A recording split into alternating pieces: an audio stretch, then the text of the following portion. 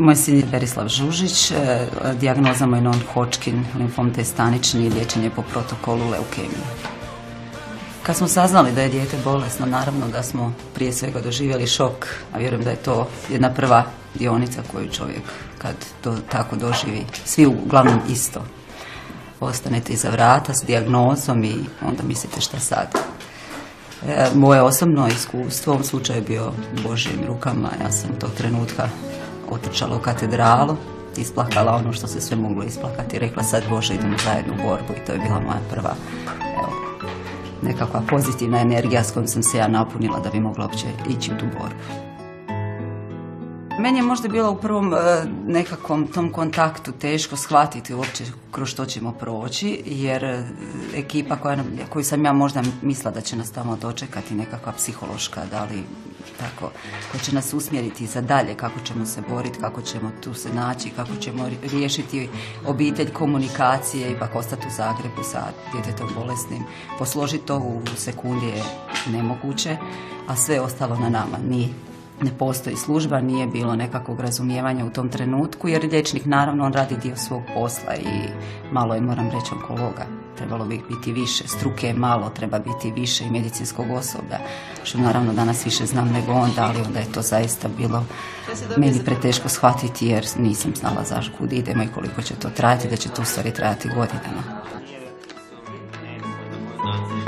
Prvo kad sam ušao u odjel, odmah sam vidio šta je, jer svi su bili čelavi. Odmah mi bilo jasno o čemu se radi. U stvari niko od mene nije rekao točno šta je. Sam sam zaključio o čemu se radi. I počela je borba. Ja sam bio pozitivan jer vjerovao sam da će to biti sve dobro. Ujutro buđenje, ne želim se dići, dođu sestre, bude lijekovi, mama tamo, ja se izležavam u krevetu, oni odu, ja opet u krevet. Onda dođu učitelji kao treba učiti, onda ja malo glumim bol, loše mi je, a u biti nije. Škola je pa morali se malo i glumiti za školu, a najbolje kad odu roditelji, znači poslije 6 sati, odu doktori, odu svi, onda mi izađemo fino. Glazba se na odjelu sluša, igraju se igrice, ne znam, nogomet po odjelu, voze se autići i tako. Zabavljali smo se. Nažalost, naša dijagnoza je bila po odmakloj fazi. Prvi rezultati su rekli da će vrlo vjerojatno, nažalost, evo moram sad i dijete tu teško reći otići, da će tu biti teško liječenje, da je dosta došao kasno i tako. A mi svjedočimo da je on danas tu i da kroz sve borbe kroz što smo prošli ipak je, ja mislim, se u Božjim rukama danas i bez toga ne bi pobjedili. A moram mi opet naglasiti da on nije imao samo jednu dijagnozu, da mu se nakon punih 2 mjeseca dogodio moždani koji je dalje išao u progresiju, da njegove osnovne bolesti zakočio taj cilj kako se trebalo liječiti, tako da on išao mimo svih protokola u liječenju i uspio pobijediti i to. Mislim da nije bilo vjere, vjerojatno ne bi nije bio sad tu, znači kroz cijelu tu svoju borbu vjerovao sam da će biti sve dobro, znači vjerovao sam u Boga, molio sam se Znači, rekao sam jednom, rekao, mama, šta se bojiš, Isus sjedi tu kraj mene, ne može mi biti ništa. I onda se mama se nasmijala, i tako. Znači, kroz cijelu borbu sam ja njih tješio, nisu oni mene.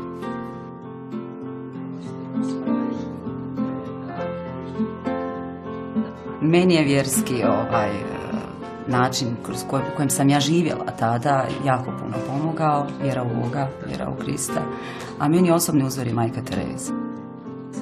Ona je u stvari žena koja je prošla jako puno patnji osobnih u borbi sa sustavom tamo gdje je djelovala, zaista je nisu razumjeli u početku, a poslije pokazali neizmjernu ljubav gdje je prilazila bolesnicima, osnaživala samu sebe. Danas sam ja vjerojatno jača zato što ja dalje ulazim na te odjele, komuniciram sa bolesnima i djecom i s roditeljima koji patnju, ja im dajem evo podršku da mogu izdržati bez obzira što je dijagnoza teška, da ostanu svjesni i zbog djece i zbog sebe, a i zbog drugih članova obitelji, pogotovo ako imate još djece. Morate se boriti, bez borbe nema ništa, ali tražiti i u Božjem milost, ne samo onda kad je to potreba, nego živjeti duhovno s Bogom. Ne može se to samo onda kad vam je potrebno, nego iz dana u dan nekako ljubavlju pokazivati da ste vi tu prisutni i da želite pomoći i drugima, ne samo sebi. Kad sam ja izašao, zaklao sam se, znači da ću ja pomoći drugima. Zato sam inzistirao da se udruga osnuje kako bi mi pomogli drugoj djeci, da njima bude lakše u bolnici. Znači, baš sam ministrom nedavno sam rekao kako su uvjeti grozni i to bi se stvarno, da će se to treba promijeniti i da je nabolje. I meni najviše u bolnici je falio svjež zrak.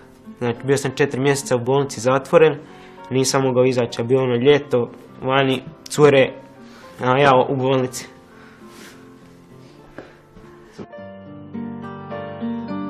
Kako kod nas ima jako velik broj djece obolje od malignih bolesti, jednostavno smo se sjeli za jedan stol, pozvali smo jedni druge i idemo u osnutak udruge kako bi pomogli baš drugima, da ne prolaze u težinu, da i mi budemo u stvari podrška ako nije sustav. Jer sustav zaista još uvijek nije napravio red da olakša ljudima kad se nađu zaista u takvoj situaciji, a mi kao roditelji jedni drugi najbolje razumijemo kako, na koji način pružiti podršku, pomoć, što u psihološkom smislu, a što i svakom drugom, naravno i materijalnom kad to bude zatrebalo.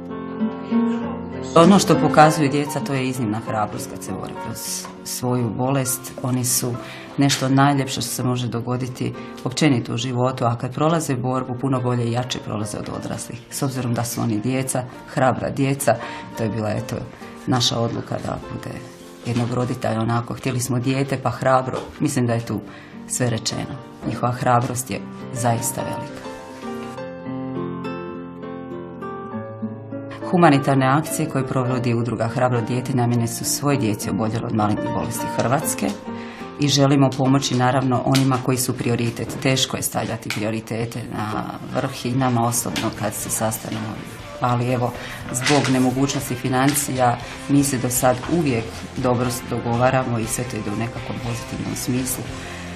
Teško je reći financije, nažalost nikad ne smijemo stavljati novac ispred čovjeka, ali novac danas znamo da mora imati se u nužnim situacijama. Prije svega poručila bi naravno ljudima da žive u ljubavi i vjeri i citirala bi našu prekrasnu, kažem još, majku Terezu koja je rekla: znam da ne mogu promijeniti svijet, ali trebam početi. Mijenjajući taj svijet i u sebi, oko nas, vjerujem da možemo puno toga s ljubavlju prenijeti drugima, biti zajednica koja će pokazati da nećemo bježati jednih od drugih, nego ćemo se zbližavati kao ljudi, a to nam je budućnost.